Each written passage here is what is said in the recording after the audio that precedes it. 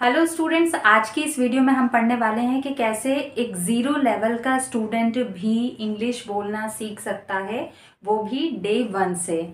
साथ ही साथ हम ये भी जानेंगे कि अगर हमको इंग्लिश बोलना सीखना है तो क्या हमको ग्रामर पढ़नी चाहिए, और अगर पढ़नी चाहिए तो कितनी ग्रामर पढ़नी चाहिए, क्या क्या टॉपिक्स हमको पढ़ना चाहिए। और एक बात और, बहुत सारे लोगों के मन में ये कन्फ्यूजन रहता है कि कितना समय लगता है इंग्लिश बोलना सीखने के लिए। 3 महीने, 6 महीने, साल भर या उससे ज़्यादा, कितना। तो ये बहुत सारे डाउट्स रहते हैं जब हमको इंग्लिश बोलना सीखना है। तो ये सारी चीज़ें आज इसी वीडियो में हम कवर करने वाले हैं, तो बने रहिएगा वीडियो के एंड तक। तो चलिए वीडियो को शुरू करते हैं। तो गाइस, एक ज़ीरो लेवल वाला व्यक्ति भी इंग्लिश बोलना सीख सकता है, बस उनको कुछ स्टेप्स को फॉलो करना पड़ेगा। अगर वो ये सारी स्टेप्स को कंसिस्टेंसी के साथ फॉलो करेगा तो ईजिली वो इंग्लिश बोलना डेफिनेटली सीख ही जाएगा। तो चलिए देखते हैं कि वो 4 इजी स्टेप्स क्या है। तो पहली जो स्टेप है वो है हमारी ग्रामर।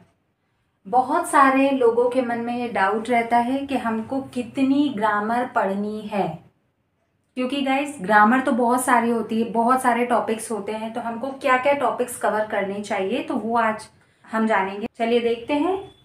और कहाँ से शुरू करना है, क्योंकि बहुत सारे लोगों को कन्फ्यूजन रहता है कि कहाँ से ग्रामर शुरू करें, noun, pronoun, adverb, verb, adjective, क्या क्या पढ़ें। तो गाइस ये सारी चीज़ें पढ़ने की कोई ज़रूरत नहीं है, आपको डायरेक्ट टेंसेस से शुरू करना है। सबसे पहले आपको टेंसेस अच्छे तरीके से क्लियर करने हैं और उसके बाद में मॉडल्स। ये 2 चीज़ें अगर आप बहुत अच्छे तरीके से स्टार्टिंग में, इंग्लिश सीखने की शुरुआत में ही अगर आप ये 2 टॉपिक्स को अच्छे से कवर कर लेते हैं तो बहुत ही ईजिली आप सेंटेंसेस बना सकते हैं। तो ये 2 टॉपिक्स को सबसे पहले कवर करना है, जिससे कि आप शुरू से ही डे 1 से इंग्लिश बोलने लगेंगे। उसके बाद में आपको वॉइस पढ़ने हैं, एक्टिव एंड पैसिव वॉइस। उसके बाद प्रीपोजिशंस और कंजक्शंस। ये मतलब ये 3 टॉपिक्स आप धीरे धीरे कवर करते रहिए, थोड़ा थोड़ा पढ़ते रहिए, क्योंकि ये दोनों टॉपिक्स काफ़ी लेंदी होते हैं। तो 2-2, 4-4 जितना भी आपको टाइम मिले उसके अकॉर्डिंग थोड़ा थोड़ा पढ़ते रहिए। लेकिन ये 2 चीज़ आप बहुत ही अच्छे तरीके से स्टार्टिंग में ज़्यादा टाइम देकर, या फिर जितना भी टाइम आपके पास है उसके अकॉर्डिंग आप कवर कर लीजिए, क्योंकि ये 2 टॉपिक्स आपको काफ़ी हेल्प करेंगे सेंटेंसेस को बनाने में। क्योंकि अगर हम इंग्लिश बोलते हैं तो हमको पता तो होना चाहिए कि कहाँ पर क्या लगाना है। तो ये टेंसेस और मॉडल्स ऐसे टॉपिक्स है जो हमको बताएंगे, हमको सिखाएंगे कि कहाँ पर क्या हेल्पिंग वर्ब यूज़ होती है, कहाँ पर कौन सी वर्ब की फॉर्म यूज़ होती है। ये सारी चीज़ें हमको ये 2 टॉपिक्स से बहुत अच्छे तरीके से क्लियर हो जाती है। तो इससे हमको इंग्लिश के सेंटेंसेस बनाना काफ़ी आसान हो जाता है। उसके बाद जो दूसरी हमारी स्टेप है वो है daily use sentences and vocabularies.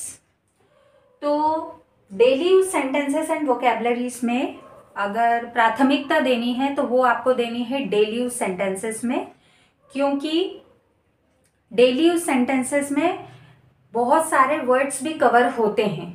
ठीक है, यदि आप खाली वोकेबलरीज पढ़ते हैं तो उससे ज़्यादा बेनिफिट आपको डेली यूज सेंटेंसेस में मिलेगा, क्योंकि डेली यूज सेंटेंसेस में आपको वोकेबलरीज भी, काफ़ी सारी वोकेबलरीज भी सीखने को मिलेगी, और उन वर्ड्स को कैसे सेंटेंसेस में यूज़ किया जाता है ये भी आपको समझ में आएगा।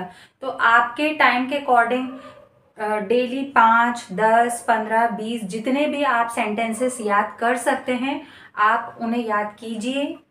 और वोकेबलरीज भी इम्पॉर्टेंट है, लेकिन वो नीड के अकॉर्डिंग, मतलब जहाँ ज़रूरत लगे, जहाँ हमको पता करना है कि किस हिंदी वर्ड को इंग्लिश में क्या बोलते हैं, तो वो आप सर्च कर करके और सीखते जाइए।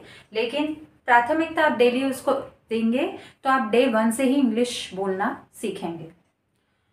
तो जो हमारी नेक्स्ट स्टेप है वो है प्रैक्टिस। प्रैक्टिस आपको ज़्यादा से ज़्यादा करना है। देखिए, प्रैक्टिस जो है वो सबसे ज़्यादा इम्पॉर्टेंट स्टेप है, क्योंकि अगर आप ग्रामर पोर्शन सीख लेंगे, आप डेली यूज सेंटेंसेस सीख लेंगे, वोकेबलरी सीख लेंगे, लेकिन अगर आप बोलेंगे ही नहीं, प्रैक्टिस ही नहीं करेंगे, तो फिर आपको इंग्लिश बोलना आएगी नहीं, क्योंकि इंग्लिश बोलना सीखने के लिए हमको बोलना पड़ता है और बोलने के लिए ही हमें प्रैक्टिस करनी पड़ेगी। तो प्रैक्टिस कैसे करें, तो मैं आपकी हेल्प करती हूँ, कुछ चीज़ें मैं आपको बताती हूँ जिससे कि आपको प्रैक्टिस करना काफ़ी आसान हो जाएगा। प्रैक्टिस करने के लिए आप काफ़ी सारी एक्टिविटीज़ का यूज़ कर सकते हैं। तो देखिए कि किस तरीके से हम प्रैक्टिस कर सकते हैं।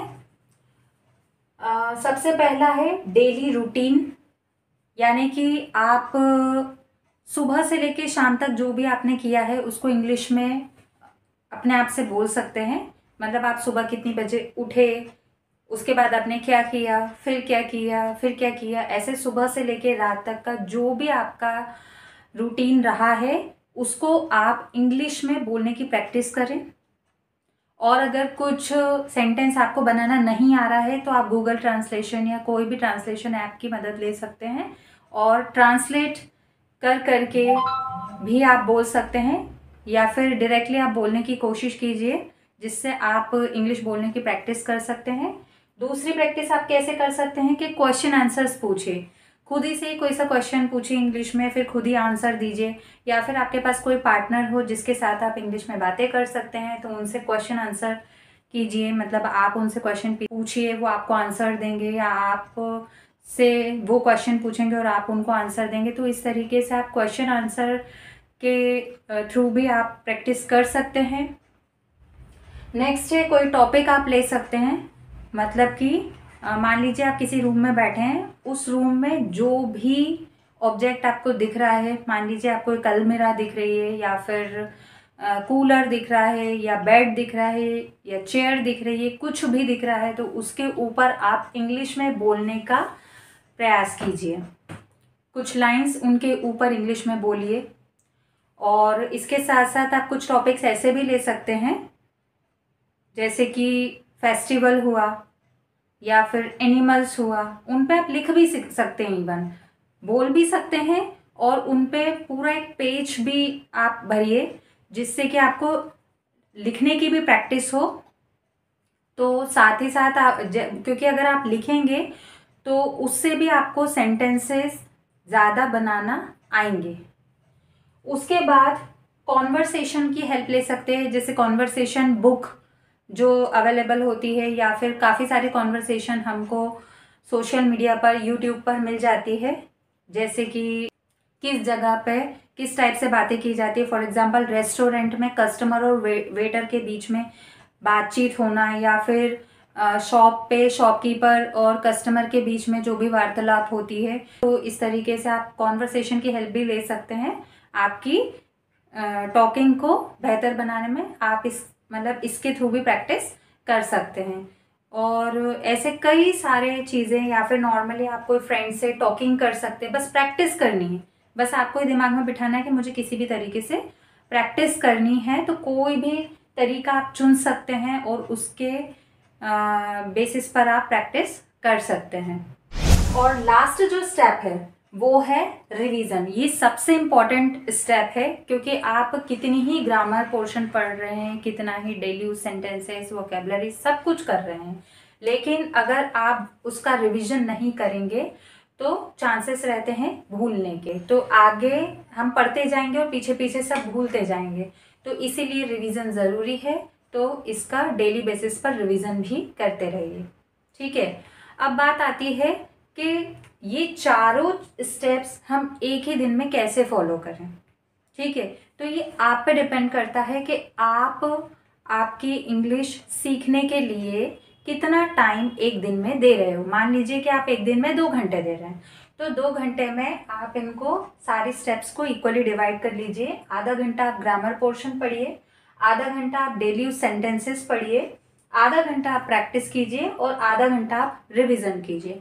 मान लीजिए आपके पास सिर्फ 1 घंटा है, तो उस 1 घंटे में आप चारों चीज़ें अगर करते हैं 15-15 मिनट की, तो वो उसमें मज़ा नहीं आएगा, उसको करने में मज़ा नहीं आएगा, क्योंकि बहुत कम टाइमिंग रहेगा, तो मुश्किल है।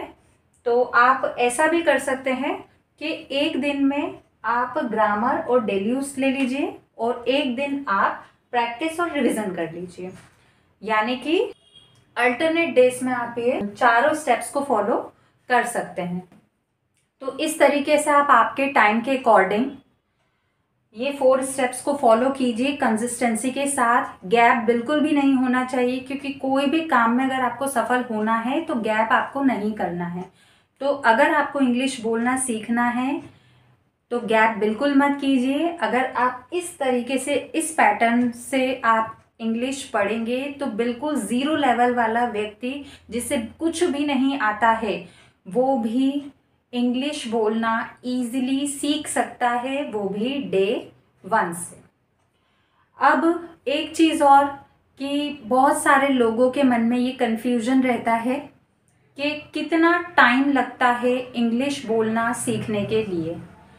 तो ये डिपेंड करता है कि आप इंग्लिश सीखने के लिए कितना समय दे रहे हो। कुछ लोग रहते हैं जो पूरा पूरा दिन देते हैं, तो वो 1 या 2 महीने में ही इंग्लिश बोलना सीख जाते हैं। कुछ लोग दिन के 2 घंटे 3 घंटे देते हैं, कुछ लोग 1 ही घंटा दे पाते हैं, कुछ लोग आधा ही घंटा दे पाते हैं। मान लीजिए आपके पास सिर्फ आधा घंटा है तो आप आधे आधे घंटे सिर्फ एक एक चीज़ ही, एक एक स्टेप को ही फॉलो करेंगे। मतलब आपको 4 दिन में ये 4 स्टेप्स को फॉलो करना पड़ेगा। तो ये डिपेंड करता है कि आप कितना टाइम इंग्लिश सीखने में दे रहे हो, उसके ही हिसाब से आपका टाइम पीरियड डिसाइड होगा कि कितना समय आपको लगेगा इंग्लिश सीखने में। क्योंकि बहुत से ऐसे आपने सुने होंगे कि 1 महीने में भी इंग्लिश बोलना सीख जाते हैं और बहुत सारे लोगों को सालों लग जाते हैं। ठीक है, तो ये पूरा टोटली आप पे डिपेंड करता है। आई होप कि ये वीडियो आपको बहुत अच्छे तरीके से समझ में आ गई होगी। अगर आपको ये वीडियो समझ में आ गई है तो प्लीज़ एक लाइक ज़रूर कीजिए, और वीडियो आपको कैसा लगा कमेंट सेक्शन में टाइप करके ज़रूर बताइए, और ज़्यादा से ज़्यादा इसे शेयर कीजिए। और अगर चैनल पर नए हो तो चैनल को सब्सक्राइब कीजिए, बेल आइकन को प्रेस करना ना भूलें, जिससे कि आपको आने वाले वीडियोस की नोटिफिकेशन टाइम पर मिल जाए। तो मिलते हैं नेक्स्ट वीडियो में, तब तक के लिए जय श्री कृष्णा।